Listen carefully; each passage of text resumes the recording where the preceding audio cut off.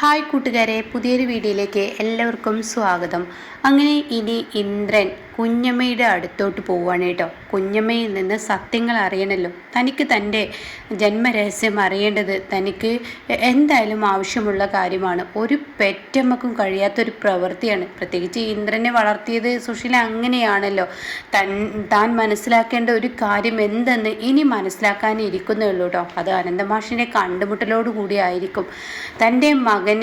തൻ്റെ മകനല്ലാത്തത് കൊണ്ടാണ് സുശീല ഒരു കരുവാക്കി ഇന്ദ്രനെ കളിച്ചിരുന്നതെന്ന സത്യം ഇനി ഇന്ദ്രൻ മനസ്സിലാക്കും. അങ്ങനെ ഇന്ദ്രന് മനസ്സമാധാനം കിട്ടുന്നില്ല. ഇന്ദ്രന് യാതൊരുവിധ മനസ്സമാധാനം കിട്ടുന്നില്ല. എത്ര ചിന്തിച്ചിട്ടും തൻ്റെ മുഖത്ത് നോക്കി അങ്ങനെ പറയണമെന്നുണ്ടെങ്കിൽ തീർച്ചയായും താൻ സുശീലയുടെ മകനല്ലെന്ന് ഇന്ദ്രൻ മനസ്സിലാക്കണം.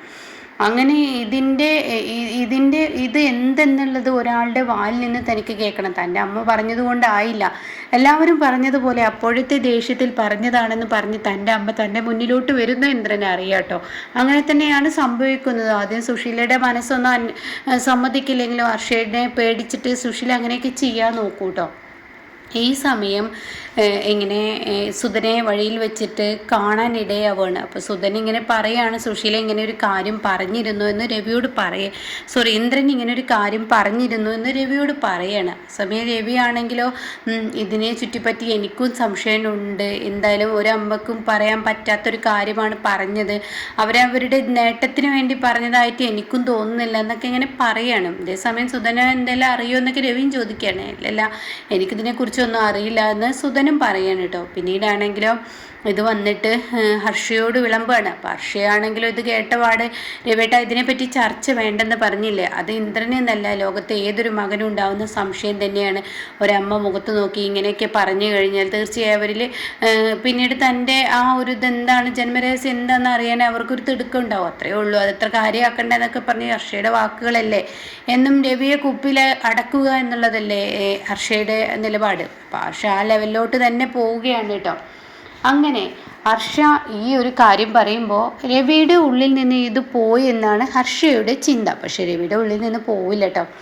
അങ്ങനെ ഈ സമയം പിന്നീട് കുഞ്ഞമ്മയെ കാണാൻ വേണ്ടി വരികയാണ് ഇന്ദ്രൻ യാതൊരുവിധ സമാധാനവും കിട്ടുന്നില്ല. അങ്ങനെ ഇന്ദ്രൻ കുഞ്ഞമ്മയോട് ചോദിക്കുകയാണ്, കുഞ്ഞമ്മേ എനിക്ക് ചില കാര്യങ്ങൾ അറിയണമെന്നുണ്ട്, അതറിയാൻ എനിക്കിപ്പോൾ എൻ്റെ മുന്നിൽ ഏക സാക്ഷി എന്ന് പറയുന്നത് കുഞ്ഞമ്മ മാത്രമേ ഉള്ളൂ. അല്ലാതെ അമ്മയുടെ ബന്ധുക്കൾ ആരെന്നുള്ളതൊന്നും ഇപ്പം എനിക്കറിയില്ല. വ്യക്തമായ ബന്ധുക്കളെ അറിയില്ലല്ലോ. കാരണം അമ്മ ഒളിച്ചോടി കല്യാണം കഴിച്ചത് കൊണ്ട് തന്നെ ഞങ്ങൾ വേറിട്ട് താമസിക്കുകയാണ് ചെയ്തത്. അപ്പോൾ അതുകൊണ്ട് ആകെ കുഞ്ഞമ്മയെയും സുധനങ്ങളെയും മാത്രമേ അറിയുള്ളൂ.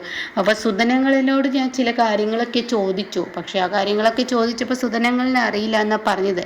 പക്ഷേ ഇപ്പം എൻ്റെ ആവശ്യമാണ് ഇതറിയേണ്ടത്. അതുകൊണ്ട് തന്നെ എൻ്റെ അമ്മ പല നെറികെട്ട പ്രവൃത്തി ചെയ്യുമ്പോഴും ഞാനതിന് നിന്നിട്ടുണ്ട്. അതിനെല്ലാം എൻ്റെ അമ്മ നിൽക്കുമ്പോൾ ഞാൻ അമ്മയുടെ നല്ലൊരു മകനായിരുന്നു. പക്ഷെ ഇന്ന് അമ്മയ്ക്ക് ഞാൻ ഒന്നിനും നിൽക്കുന്നില്ലെന്ന് കാണുമ്പോൾ അമ്മ എന്നെ തള്ളി പറഞ്ഞെങ്കിൽ തീർച്ചയായും അമ്മയുടെ മകനല്ല എന്ന മനസ്സിൽ എൻ്റെ മനസ്സിൽ ആരോ ഇരുന്ന് പറയുന്നു.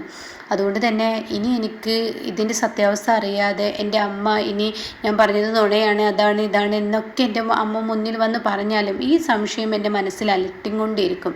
അപ്പോൾ കുഞ്ഞമ്മ ചോദിക്കുകയാണ്, എന്തോന്നാ മോനെ നീ പറയുന്നത്, എനിക്കൊന്നും മനസ്സിലാവുന്നില്ല എന്ന് അറിയാത്ത ഭാവത്തിൽ കുഞ്ഞമ്മ ചോദിക്കുകയാണ് കേട്ടോ. അപ്പോൾ ഈ സമയം പറയാണ്, അത് പിന്നെ ഞാനൊരു കാര്യം ചോദിക്കട്ടെ, ഞങ്ങൾ ഈ പറയുന്ന ചിരുവിൻ്റെ കുഞ്ഞിൻ്റെ നൂലുകെട്ടിന് വേണ്ടി പോയി. ആ സമയം അവിടെ ഉണ്ടായ പ്രശ്നങ്ങൾ ഒക്കെ ഏകദേശം അറിഞ്ഞിട്ടുണ്ടാവുമല്ലോ, എൻ്റെ അമ്മ അവിടെ വന്ന് നിന്നതും. അപ്പോൾ മോനെ എനിക്ക് വ്യക്തമായൊന്നും അറിയില്ല, എന്തൊക്കെ സുശീല ഹർഷയും കൂടി കുശു നടത്തുന്നുണ്ട്, അതിലൊന്നും തലയിടാൻ ഞാൻ പോവാറില്ല. എന്താ ഇപ്പോൾ നിൻ്റെ പ്രശ്നം എന്ന് ചോദിക്കുകയാണ് കേട്ടോ. എൻ്റെ അമ്മ എല്ലാവർക്കും മുന്നിൽ വെച്ച് എന്നെ അപമാനിച്ചാലും അടിച്ചാലും ആട്ടിയിറക്കിയാലും ഒന്നും എനിക്ക് വിഷയമല്ല. പക്ഷേ എൻ്റെ അമ്മ എല്ലാവരുടെയും മുന്നിൽ വെച്ചിട്ട് എന്നോട് പറഞ്ഞത് എന്താണെന്നറിയോ, ഇനി എൻ്റെ മകനല്ലാത്ത ഒരുത്തന് വേണ്ടി ഇത്രയും കാലം എൻ്റെ ജീവിതം ഞാൻ ഹോമിച്ചത് അത് വെറുതെയാണ്.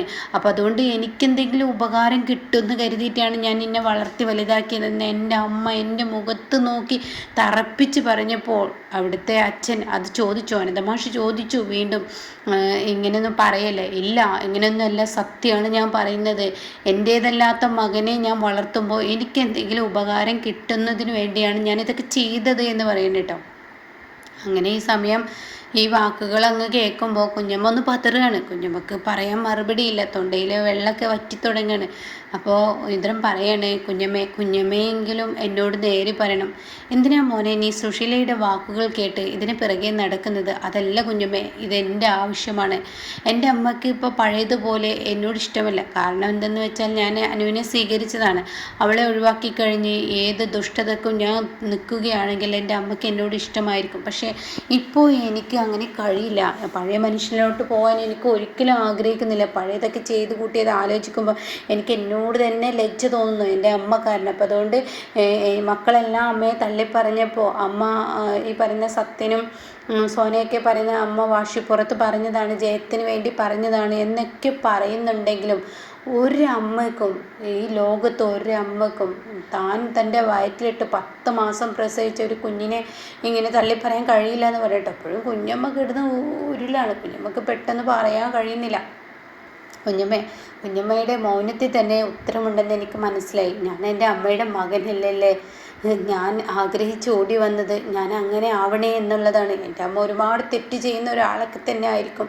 പക്ഷേ എൻ്റെ അമ്മ എന്നെ സ്നേഹിച്ചൊരു കാലമുണ്ടായിരുന്നു. ആ കാലം ഇന്നും എൻ്റെ മനസ്സിൽ നിന്ന് പോയിട്ടില്ല. 2 മക്കളേക്കാൾ കൂടുതൽ എനിക്കായിരുന്നു എൻ്റെ അമ്മ കൂടുതൽ സ്നേഹവും വാത്സല്യമൊക്കെ തന്നിരുന്നത്. അതൊക്കെ ആലോചിക്കുമ്പോൾ ഞാൻ കൊതിച്ചു പോകുന്നു. ഇന്ന് എൻ്റെ അമ്മ ഇങ്ങനെയൊക്കെ ആയിപ്പോയത് ആലോചിക്കുമ്പോൾ എനിക്ക് സങ്കടം തോന്നുന്നു. അതുകൊണ്ട് കുഞ്ഞമ്മേ കുഞ്ഞമ്മ എന്ന് പറയട്ടെ. അപ്പോൾ കുഞ്ഞമ്മ, മോനെ ഇന്ദ്ര, നീ പറയുന്നത് പോലെയൊന്നുമല്ല. സുശീലയ്ക്ക് ദേഷ്യം കൂടുതലാണ്. അവളുടെ വാശി തീർക്കുക. അവൾ എന്തും പറയും. അവൾ അങ്ങനെ ഒരു സ്വഭാവക്കാരിയാണെന്ന് എല്ലാവർക്കും അറിയാലോ. അത് ഇന്നും ഇന്നലെ ഒന്നല്ല. ഏതോ കാലത്ത്, സുശീല അറിയുന്ന കാലം മുതലേ എനിക്കറിയുന്ന കാര്യം, അവളുടെ നേട്ടമാണ് അവളുടെ മുന്നിൽ. അങ്ങനെ ഒരു നേട്ടമാണെന്ന് ഇതൊന്നും കൂട്ടിക്കോ. അപ്പോൾ കുഞ്ഞമ്മ എന്താ പറയുന്നത്? ഞാൻ എൻ്റെ അമ്മയുടെ മകൻ തന്നെയാണെന്നാണ് കുഞ്ഞമ്മ പറയുന്നത്. അങ്ങനെയാണെന്ന് കരുതിക്കോ എന്ന് പറയട്ടോ. ഈ സമയം കുഞ്ഞമ്മ കണ്ണുകൾ നിറക്കാണ്. മോനെ ഇന്ദ്ര, നിന്നോട് ഈ പാപം ചെയ്യേണ്ടി വരുന്നത് എനിക്ക് വളരെ സങ്കടമുണ്ട്. കാരണം ഇത് ഹർഷ എന്നെ വിലക്കിയിരിക്കുന്നു. ഞാനിത് പറഞ്ഞു കഴിഞ്ഞാൽ ഹർഷ എന്നെ എന്തെങ്കിലും ചെയ്യും. എനിക്ക് പോകാനൊരിടമില്ല. അതുകൊണ്ട് തന്നെ അവൾ എന്നെ വിലക്കിയിരിക്കുന്നു. സുശീലയും പറഞ്ഞിരിക്കുന്നു ഇത് പറയാൻ പാടില്ലെന്ന്. എന്തെങ്കിലും ദൈവം നിൻ്റെ നിരപരാധിത്വം, അതായത് നിൻ്റെ മനസ്സിൻ്റെ നന്മ അറിഞ്ഞ് നിൻ്റെ അമ്മയുടെ നേർക്ക് തന്നെ നീ വിരൽ ചൂണ്ടുന്ന ആ നാളിൽ നീ മനസ്സിലാക്കും സുശീല പറഞ്ഞത് സത്യം തന്നെയാണ് നല്ലത്. അന്ന് എൻ്റെ മോനെ, അല്ലെങ്കിൽ ഞാൻ തന്നെ പറയും, ഇനിയും സുശീല നിന്നോട് ക്രൂരതകൾ കാണിക്കുകയാണെങ്കിൽ ഞാൻ തന്നെ നിന്നോട് പറയുമെന്ന് പറയും കേട്ടോ. അങ്ങനെ കുഞ്ഞമ്മ ഹർഷയെ പേടിച്ചാണ് അങ്ങനെ ഒരു വാക്ക് പറയുന്നത്. സുശീലയെ ഹർഷയും പേടിച്ച് മാത്രം കുടുംബം തകർന്ന് പോകരുത് കുഞ്ഞമ്മ എന്നൊക്കെ പറഞ്ഞ് സുശീല തകർത്ത് അഭിനയിക്കും. അതുകൊണ്ട് തന്നെ ഇനിയിപ്പോൾ ചോദിക്കുകയാണെങ്കിൽ ആണെന്ന് തന്നെ പറഞ്ഞോളൂ, അപ്പോഴത്തെ ദേഷ്യത്തിന് പറഞ്ഞതാണ്, ആണെന്ന് പറഞ്ഞേക്ക് എന്ന് പറഞ്ഞിട്ട് ഇന്ദ്രനെ താൽക്കാലികമായി സമാധാനിപ്പിക്കൂട്ടോ. പക്ഷേ ഇത് നടക്കാൻ പോകുന്നു ഇനി അങ്ങനെയൊന്നുമല്ല. കുഞ്ഞമ്മ തന്നെ എല്ലാ സത്യങ്ങളും പറയും. അപ്പോൾ ഇന്ദ്രൻ്റെ ജന്മരഹസ്യം തുറന്ന് പറയുന്ന ആ ഒരു സീനുണ്ട് കേട്ടോ. അപ്പോൾ ഇന്ദ്രൻ ആരുടെ മകനാണെന്നുള്ളത് എന്തായാലും ഇനി അടുത്ത റിവ്യൂവിൽ പറയാം കേട്ടോ.